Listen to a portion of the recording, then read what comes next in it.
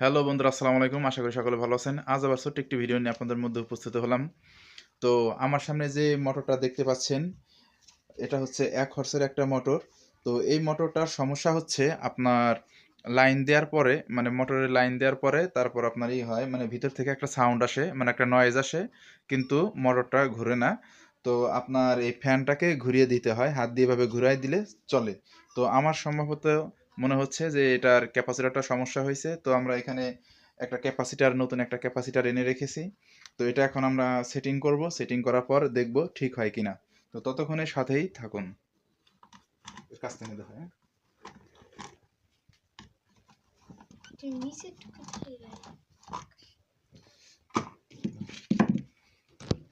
তো আমরা একবার লাইনটা দিয়ে দেখাই আপনাদের। দেখো এর কাছে না।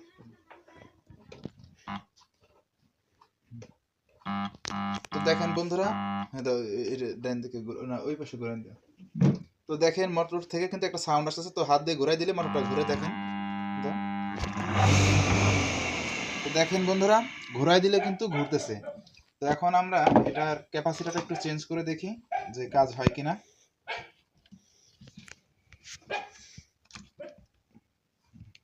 তো ভালোই পারেনি।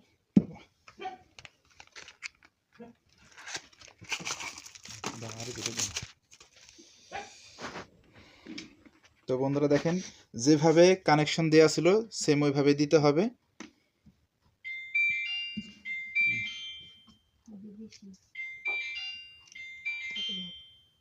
সাইলেন্ট করে রাখো।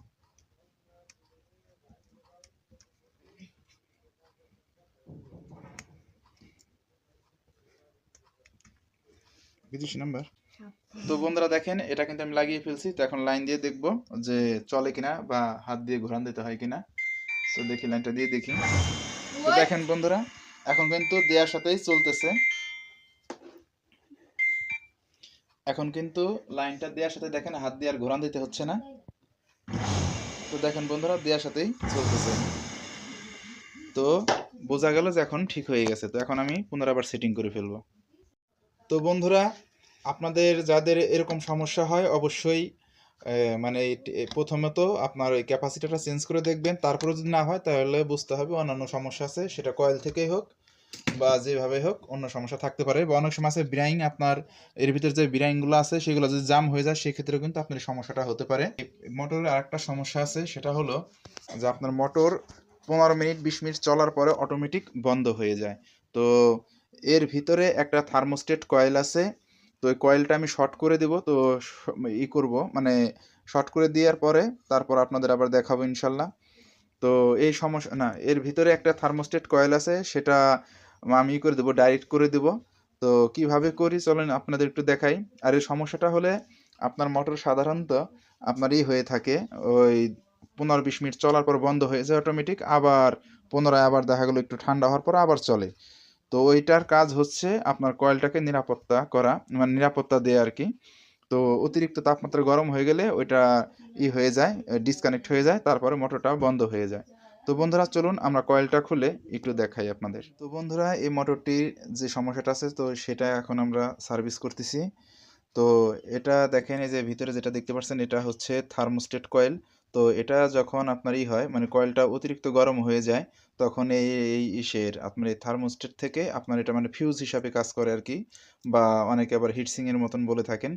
তো যাই হোক, এটা আপনার হয়ে যায় যখন অতিরিক্ত গরম হয়ে যায়, তখন ডিসকানেক্ট হয়ে যায় এটা থেকে, আপনার ওই লাইনটা বিচ্ছিন্ন হয়ে যায়, মোটরটা বন্ধ হয়ে যায়। তখন মানে আবার পরবর্তী টাইমে 10-15 মিনিট থাকার পরে যখন একটু ঠান্ডা হয় তখন অটোমেটিকভাবে আবার চলে। তো এই সমস্যাটা আমরা এখন করে দিব, মানে সংশোধন করে দিব। তো এই কয়েলটা আমরা এখন শর্ট করে দিব, এই থার্মোস্টেট কয়েলটা এখন আমরা শর্ট করে দিব। শর্ট করে দেওয়ার ফলে আপনার এটা আর বন্ধ হবে না। তো অনেক সময় ধরে এটা চলবে, সমস্যা হবে না যতক্ষণ পর্যন্ত কয়েল ভালো থাকবে। তো এই ক্ষেত্রে আপনার কয়েলের উপর একটু প্রেশার আসে, ওই মানে কয়েলটার আর কি, এটা থাকলে আপনার কয়েলটা নিরাপদ থাকে। কয়েলটা মানে পুড়ে যাওয়ার হাত থেকে এটা আর কি রক্ষা করে। তো যাই হোক, এটা এখন আমরা শর্ট করে দেব। শর্ট করে দিলে আপনার এই সমস্যাটা আর হবে না, এটা সংশোধন হয়ে যাবে। তো তো বন্ধুরা, ভিডিওটি কেমন লাগলো অবশ্যই কমেন্ট করে জানাবেন। আর আমার চ্যানেলটি এখনো যারা সাবস্ক্রাইব করেন নাই অবশ্যই সাবস্ক্রাইব করবেন এবং পাশে থাকা বেল আইকনটি অবশ্যই প্রেস করে দিবেন যেন আমার ভিডিওগুলো সবার আগে আপনাদের কাছে পৌঁছে যায় ইনশাআল্লাহ। সবাই ভালো থাকবেন, সুস্থ থাকবেন, আমার জন্য দোয়া করবেন। আসসালামু আলাইকুম।